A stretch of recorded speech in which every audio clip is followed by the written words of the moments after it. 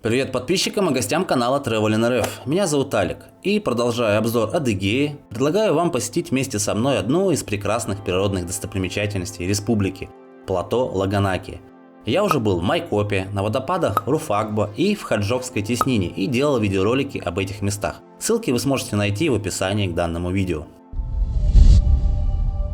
Я уже рассказывал, что для изучения Адыгеи остановился в наиболее удобном, на мой взгляд, месте. Это поселок Каменномосский. Я как раз в данный момент из него выезжаю. По пути я буду проезжать и Хаджокскую теснину, и водопады Руфагба.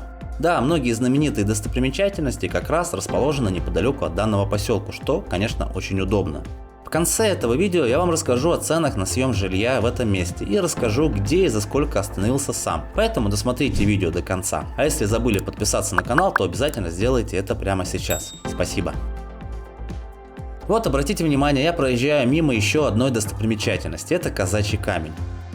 Пару слов о поселке Каменномосский. Это небольшой населенный пункт, расположенный в 40 километрах от столицы республики, города Майкоп. Здесь проживает около 7 тысяч человек. И учитывая, что Каменномосский довольно-таки депрессивный и бедный населенный пункт, здесь я как-то особо почувствовал какую-то безысходность проживания в России. Те, кто затевают эту русофобию затевают, затевают все вот это. Но это чувство быстро прошло после увиденных мною красот. Так вот, численность населения в этом поселке ежегодно уменьшается. До Лаганаки от поселка ехать всего 38 километров. Я имею в виду расстояние до кордона Кавказского заповедника. А дальше, возможно, придется идти пешком. Часть дороги до Азижской пещеры, которую я как раз сейчас проезжаю, сделаю обзор на нее на следующей неделе. Вы будете ехать по асфальту, а оставшуюся часть около 6 километров по гравийной дороге, которую вы как раз можете сейчас наблюдать. Гравийка, кстати, неплохая, лучше, чем дорога на Онегу. Кто с Архангельска, как и я, тот знает, о чем я говорю. В пути вас будут ждать обзорные площадки, так что обязательно выходите из своего авто, чтобы размять ноги и полюбоваться чудесными видами. На одной обзорной площадке, которая находится в районе станицы Даховской после моста через реку Белая, лучше остановиться на обратном пути и полюбоваться закатом, он в этом месте особенно хорош. А я почти подъехал к границе Кавказского заповедника. Здесь поблизости от него в тихой межсезонной грусти стоит гостиница и кафешка.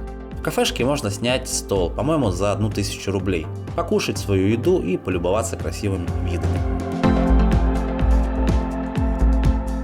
А вот так выглядит вход в заповедник. Вход платный, 300 рублей. И неважно, пойдете ли вы пешком или поедете на своем авто. Обязательно перед поездкой приготовьте наличку. Картой или переводом расплатиться не получится. Заехав на территорию заповедника, у вас будет возможность проехать около 1 километра. Где автомобиль хочешь, не хочешь, придется оставить. Но вы ведь сюда приехали для пешей прогулки, ведь так?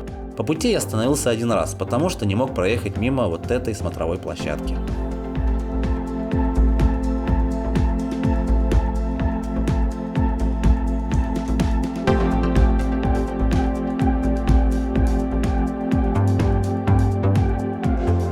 В конце концов я оставил машину в прекрасно оборудованном месте, где есть все необходимое. Беседка для перекуса, туалеты и баки для мусора, поэтому, когда приедете сюда, выкидывайте мусор только в специально отведенных местах. Не засоряйте природу. Приехал я сюда рано, машин на парковке еще не было, зато, когда уезжал, автомобилей здесь прибавилось значительно. Ну а теперь, перекусив, можно отправиться в путь. Пройдя буквально пару сотен метров, у вас появится возможность снова передохнуть. Здесь вы найдете обзорную площадку и сможете насладиться видами, открывающимися с хребта Каменное море.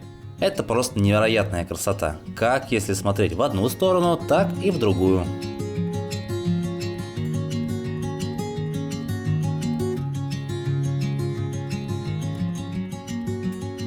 Как я уже сказал, я нахожусь на территории заповедника. Я еще скажу о нем пару слов. А для начала объясню, чем вообще здесь можно заняться. Конечно, плато Лаганаки, честно сказать, лучше посещать в летнее время. Ну а я здесь был в конце декабря. Объясню почему. Ну, во-первых, плато известно своими так называемыми альпийскими лугами, как будто швейцарскими. Я в Швейцарии не был, ничего по этому сравнению пояснить не смогу. А во-вторых, даже в жаркие летние дни на плато во многих местах остается снег, что очень здорово на контрасте с жарой. И можно даже поиграть в снежки, что и делают многие гости этого места. Но не забывайте о диких животных, проживающих здесь. Например, можно встретить кабанчика. На плато существует два маршрута. Один простой, называется маршрут выходного дня, другой хардкорный. Это нужно пройти через все плато к Черному морю. Следуя по-простому, вы пройдете что-то около 5 километров, а до моря топать около 50 километров или больше. Разные источники говорят о разных цифрах. Ну нахер. Поэтому я, конечно, выбираю маршрут выходного дня. Напишите в комментах, пошли бы вы по длинному маршруту. А я снова подошел к краю хребта. Да, виды сногсшибательные. А высота в этом месте достигает 1817 метров над уровнем моря. Последний раз я был так высоко на Красной Поляне.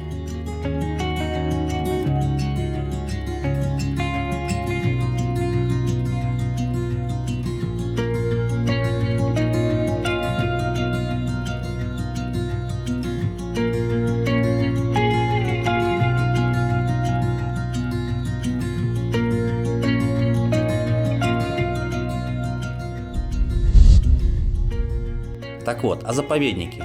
Основан он 12 мая 1924 года. Основная территория занимает площадь 280 тысяч гектар. И есть небольшой кластерный участок. Это Хостинская тисо-самшитовая роща. Это еще 301 гектар. Заповедник расположен на территории 3 субъектов нашей необъятной. Краснодарского края, Республики Адыгея и Карачаево-Черкесской республики. Если говорить о почвах плато, то в границах заповедника она представлена осадочными породами, известняками, доломитами и мергелями. В Лаганакском Нагорье известно свыше 130 пещер и шахт, многие из которых уникальны для России. Вот, например, Большая Азижская пещера, которую я планирую посетить позже.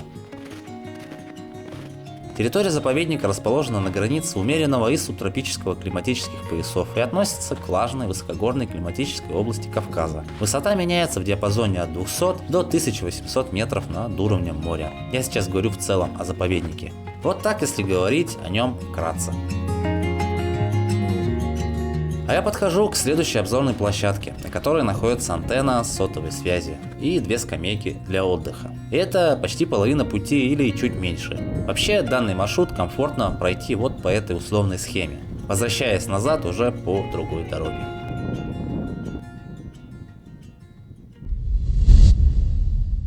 Так, теперь по жилью. Смотрел в 2 источниках. На Яндекс.Тревел на февраль есть более 10 вариантов.